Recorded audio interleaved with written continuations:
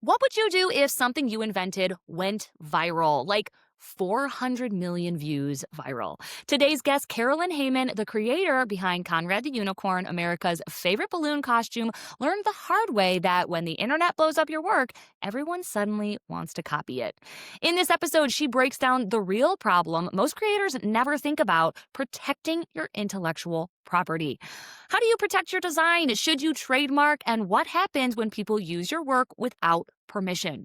Carolyn tells the whole story: what went wrong, what she wishes she knew sooner, and how you can safeguard your ideas before they go big. Let's get into it. Welcome, Carolyn. I'm so Thank excited you. to chat with you. Yeah. I have so many things I want to ask you about. I think you have such a unique balloon Journey. career. I mean, you've done a lot of things that most people haven't done.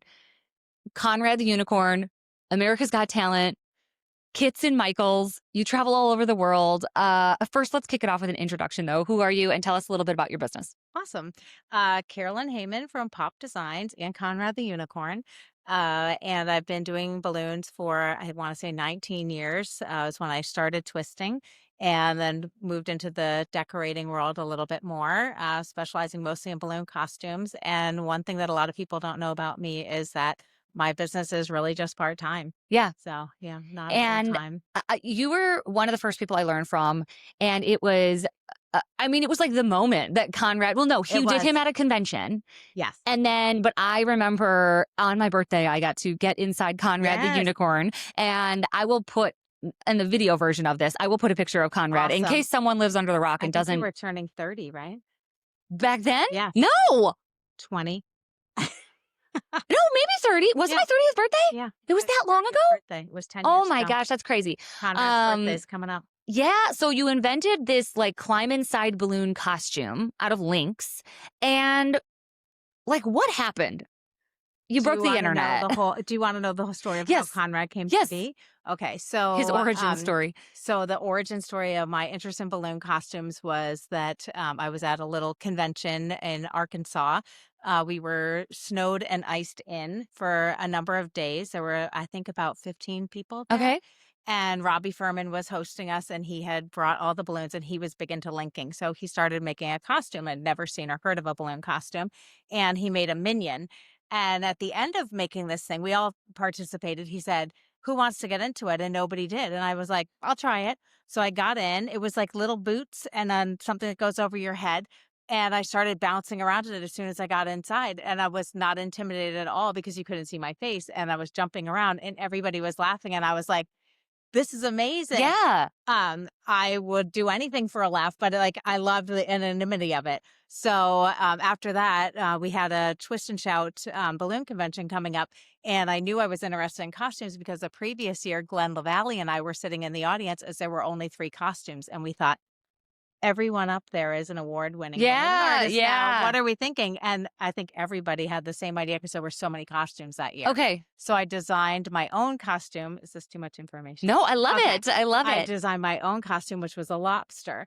And at the time, we weren't using links. We were Qualitex people, and we were using the B bodies, the 321. And so in Oh, order okay. to make a round a structure with the B body, you had to do a double wall. So I think it took me about 2 days to make this tubular Oh my lobster costume. gosh.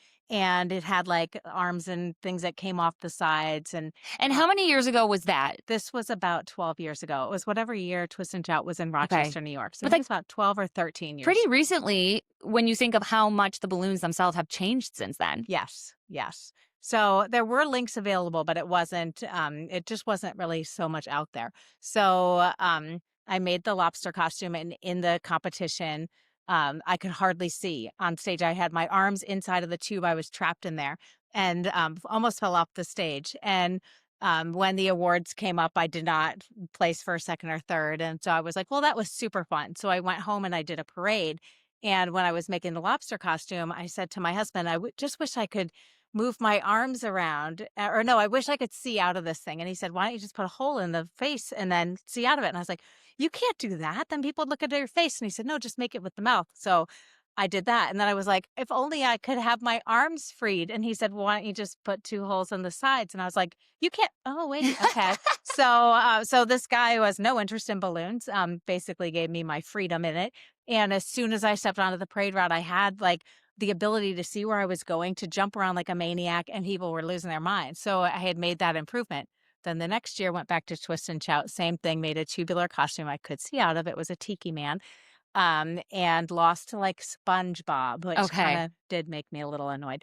But I didn't. But again, I didn't just lose to SpongeBob. I came in fourth again, and I was like, "Gosh darn it, I got to come up with something else." So the third year, I was like, "Whatever it takes, I got to get onto this podium." So I thought, well, every time I make a costume, the second time comes out better. So this time, I'm going to plan my costume and make it at home first, and then I'll have the experience. And then the other thing was, just to come up with a different style, because the tubular costumes were super easy. Um, and by this time too, I had also moved into working with Lynx, and so I was like, well, I'm going to come up with a different design. So I just really thought about it, and I wanted something that stood up. And I was shopping at like Paper Source, and I saw the gum that said, "Always be yourself unless you can be a unicorn. Then always be a unicorn." And I was like, a unicorn, but the unicorns don't stand up on their legs. And I was like, well, why couldn't he stand up on his legs? Yeah. So then I came up with that. And the very first time that I made him in my TV room, which I was trapped in because the doors are small, I live in a very old house.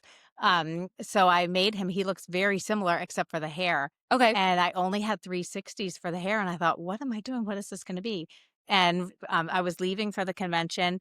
And I think I saw some pictures of origami, and they had done weeping willow trees using links. And I was like, Okay. maybe I'm going to do that. So I ordered some rainbow links and brought them along. And I was like, I'm just going to make it happen. And built him in the hotel. I was trying to keep it secret, but he was too big. I had to bring him into the jam room and started inflating. This was all done by hand pump. That's Started crazy. inflating the hair, and I wasn't sure, do I do all strands of red, all strands of orange, whatever? So ended up doing the hair that he has now. And I think Lisa McIntyre was there with me, and she Yeah. kept saying, more cowbell, more cowbell. And we just kept adding hair. And I was like, oh my gosh, this is killing me, because it was every time, a Yeah. hand pump. And then his hair was just glorious. Because it moved. When you bounced, Yes. it moved. Yeah. Yes. And then the other thing was, because I was really very focused, like I just really wanted to place for a second or third. Um, Everyone kept coming by and saying, "Oh my gosh, a unicorn!" And it was when Squatty Potty was like popular, and Okay. they said, "Is he going to poop?" And I was like, "No, he's a very sophisticated unicorn. He's not going to poop." And I got asked so many times that finally I thought, you know what? If this is what the people want, I'm just gonna. That's what's going to happen. So we grabbed the links that were the swirly colors, Uh-huh. put some water in them, and then he did poop, and it dropped out of the back of the costume, and it's hilarious. The original Did video of people lose him. their minds? Yes, they were Okay. screaming. So you're on stage, like, could you tell from the moment you walked on stage, you were like, this one's different? Yes, and but the thing was a couple things. Well, first of all, I also knew in advance, choose your music, have a plan. So I had thought through. It was Taylor Swift, "Shake It Off," and I had sort of thought through how he was going to act, and then we Yeah, did yeah. the dropping the poops on the stage and everything, and it was amazing. It was so fun, but the level of competition that year was insane, Okay. and I was there with Tawny. Noreen from Las Vegas, and she had done a huge peacock out of Okay. 160. Oh my gosh. Yeah. And so I was like, well, there's no way. And there were so many other great costumes. And at that point, honestly, I can say that I didn't care if I was going to win. Like, not win, but place, Yeah. get on stage. I just didn't care, because the experience was so good, and people were losing their minds and coming around and posing with the stuff. And it was just so much fun. And then at the end of it, I did get second place. Okay.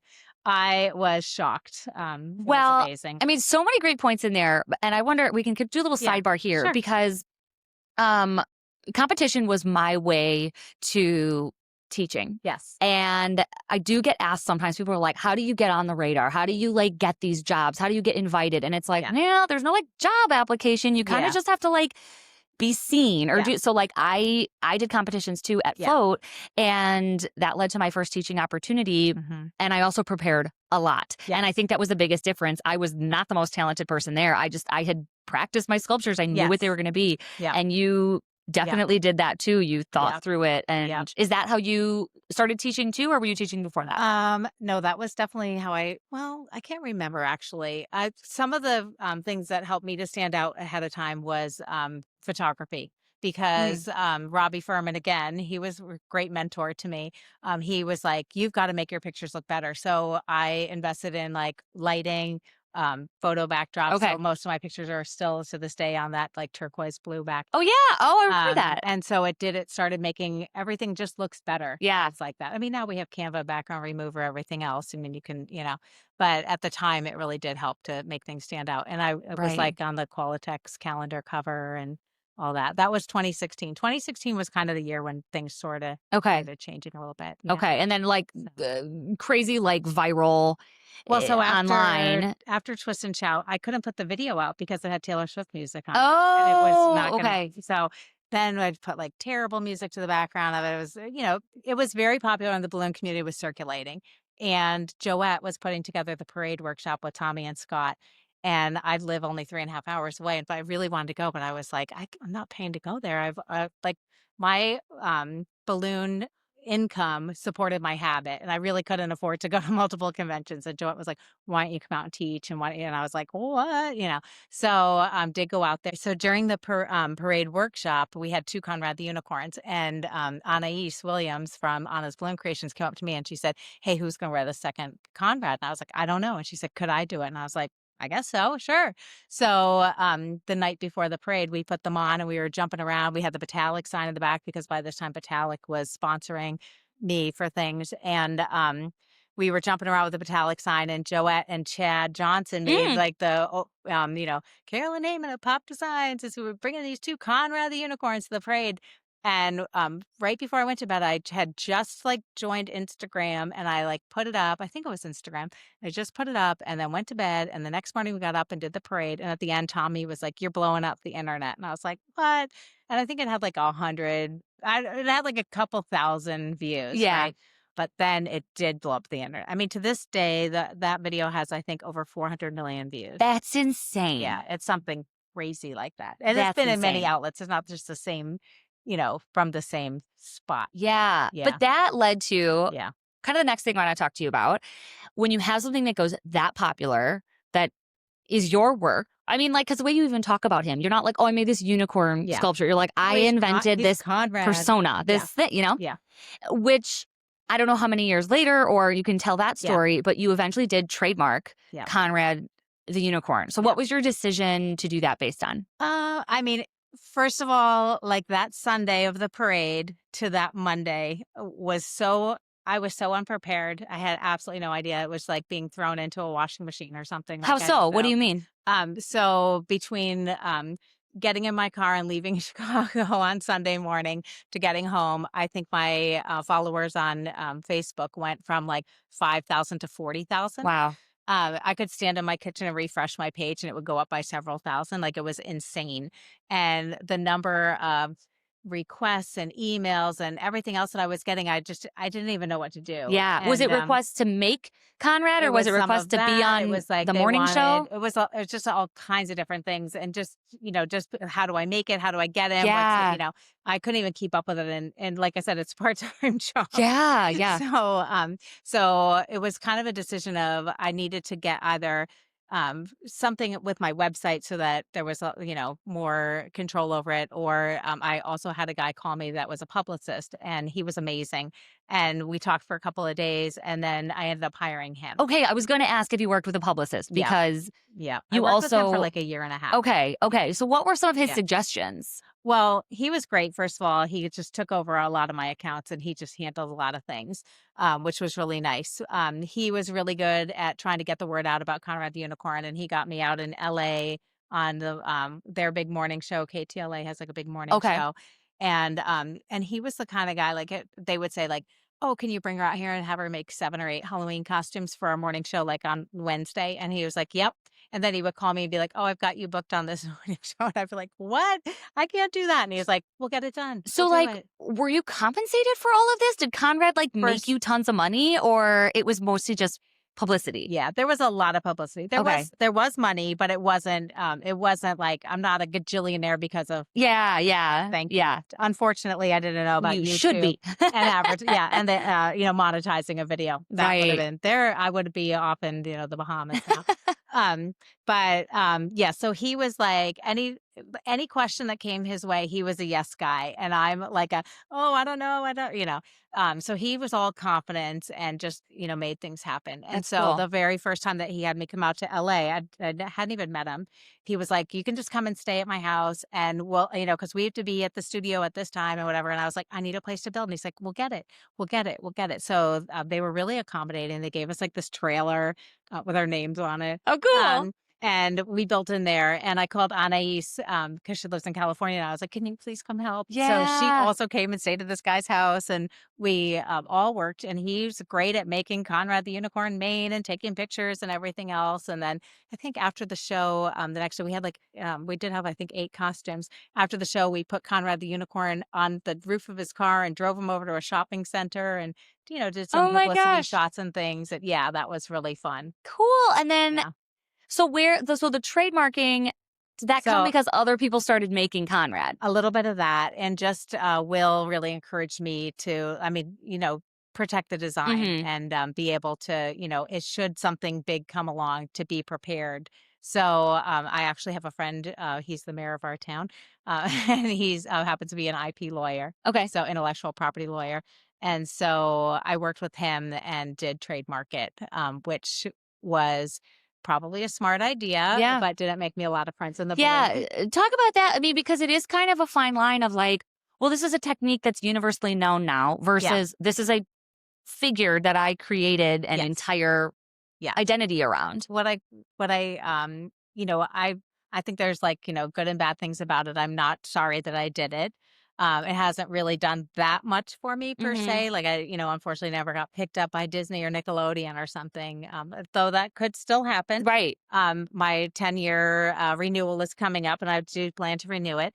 But in the balloon community, people are very used to just taking whatever they see and making it. Yeah. And I sort of had like that same attitude for a lot of things too. I'd be like, oh, that's really cool and whatever. But I always wasn't that keen on like making copyrighted characters and things. And Mm-hmm. now it's just my policy. I won't. Yeah. Because I feel very differently having my own copyright and trademark that I don't appreciate when people use my work without asking or me getting compensated for it. And so, Yeah. so that's how I feel about Yeah. it. But I love yeah, it. yeah. So separate from Conrad, Uh-huh. you also had these kits, these twisting kits or Yeah. decor kits in Michael's.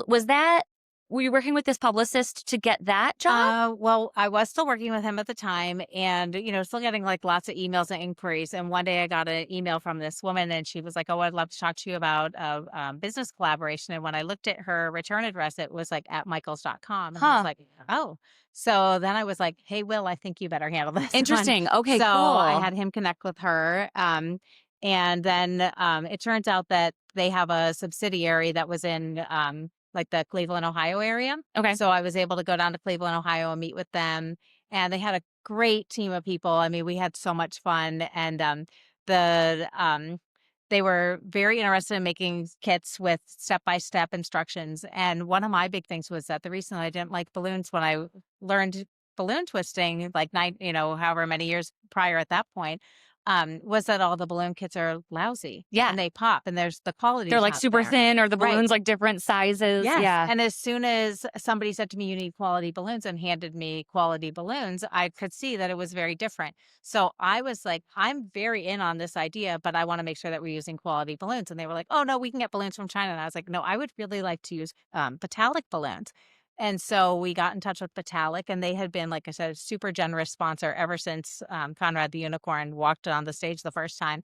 And so we collaborated with them and made these kits. And so it was called Doris. That's the sub company from Michael. So I Okay. would go down to Doris and we would spend all this time making these shoots and these things and deciding which kits would make sense. It was super fun. It was a lot of work. Yeah. And it was super Were they fun. Halloween? We did launch it at Halloween Okay, time. I do remember the So there Halloween were ones. some that Yeah. were Halloween, and there were some that were flowers, and there were lots of different designs, Yeah. backpacks and unicorn hairbands and things like that, butterfly backpacks. And so what happened was, though, unfortunately, they were having like a company unraveling. Oh, Well, they also no. flew me down to Texas to the Michaels headquarters Oh, to make wow. Halloween costumes for the CEO Oh, my and his gosh. personal assistant. So that was fun. Um, so we had this whole thing. We made all these kits, and then they were like, "Well, we're only going to put them in like 30 stores Oh, they and were do in a my store? test." Yeah. Yeah, I saw So them. it happened they were in one near me. They were not in my Michael store, so I had to drive about 40 minutes to go Okay. get pictures and buy up like a whole bunch of them. But yeah, so we only had that one test launch, and then Yeah. unfortunately, the whole team that I was working with, except one woman, either left or got let go, Okay. and so it didn't continue. I don't know that it would have been a perfect partnership going But forward. it had to have been cool to, like, It was see your super stuff fun. in a Yes. store. There's something It about a was physical product that yes. just feels I still amazing. have a lot of it too. Yeah. That's really Yeah. cool. Yeah. Because they sent me one of everything, and then I bought a bunch of stuff and gave it out as gifts and, brought it around. So That's amazing. super fun. Well, I think your story here, it's so unique. I mean, like, you have done so many things that Yeah. no one here has done. But you travel a lot. You go to a lot of different conventions. Uh-huh. A lot of conventions I've never heard of. Like, you're going Yeah. to other countries. Yeah.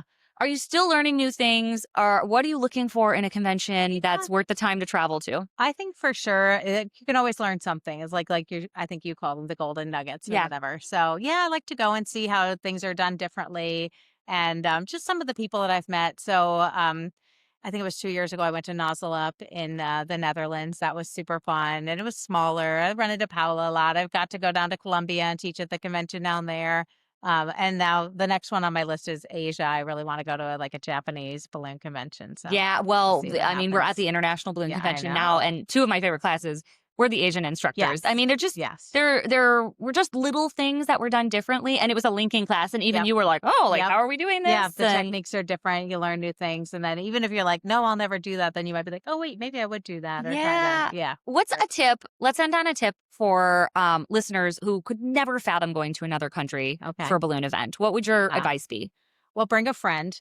When I went to the Netherlands, I was trying to get my husband to go to the Netherlands because he's always like, well, why don't you, use your business income and travel with it and whatever. So, write it off. So Yeah. I was like, okay, I'll go to the Netherlands and you can come along at the end and meet me and then we'll travel. And then he couldn't do it for some reason. So I got Anna used to go with me and we went. And yeah, I would say, well, my tip is go a couple days early or stay a couple days late to enjoy it. Okay. So yeah, so we were in Amsterdam having a great time and then took the train down to the convention and definitely just to enjoy it. Yeah. Cool. Well, thank you So, so much. This is so yeah, fascinating. thank Do you you. have It's any great. plans to do anything else to shake up the industry? I would like to. I was talking to Joette about like my goal is now to sort of come up with something that's a little more creative. So I don't really know what that's going to be yet. But Okay. yeah. And Conrad the unicorn is turning 10 in 2026. So Yay! maybe have a birthday party for him or something. Oh, fun. So, Well, thanks so much. I'm always so yeah. excited when I get to catch Yeah, up with you at thank these you. things. Thanks so and much. I love your podcast. I appreciate it. Great to be on it.